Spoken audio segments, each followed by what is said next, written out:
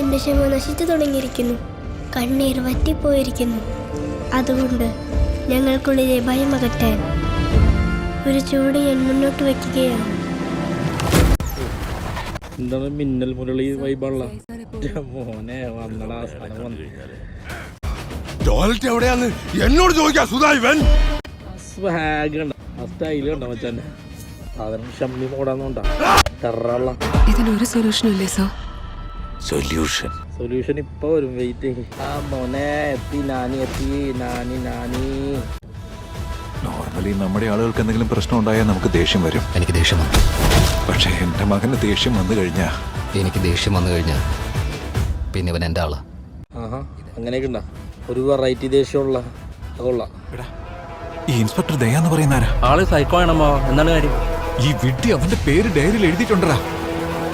ഒരു പ്രാവശ്യം ആരുടെയെങ്കിലും പേര് അവൻ റൗണ്ട് ചെയ്ത് കഴിഞ്ഞാൽ അവനെ ഇല്ലാതാക്കാൻ വേണ്ടി അവൻ ഏതറ്റം വരെയും പോകും.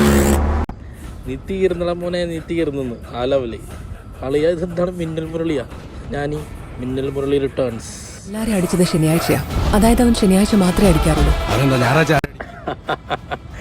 അത് കലക്കി. ഞായറാഴ്ച ആരടിക്കൂലേ? ശനിയാഴ്ച മാത്രം വരുന്ന ഒരു പ്രത്യേക സുഖം. അതാണ് സൂര്യയുടെ തഗ്. ശനിയാഴ്ച മാത്രം ഇറങ്ങുന്ന പ്രത്യേകതരം മുരളിയാന്ന് തോന്നുന്നത്. കംപ്ലീറ്റ് തൂത്തു വാരണ്ട.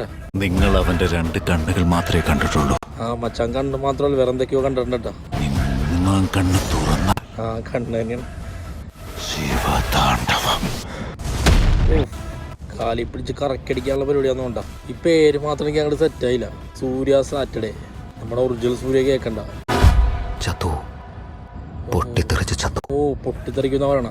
പടക്കം വെച്ചാണ് പൊട്ടിക്കാൻ പോണ. ഓണത്തിനാണല്ലോ വന്നത്. ഓണമൊക്കെ അല്ലേ. എന്തായാലും 2 ദിവസം കഴിഞ്ഞാൽ അറിയാം സൂര്യ സാറ്റർഡേ ആണ് സൺഡേ ആണെന്ന്.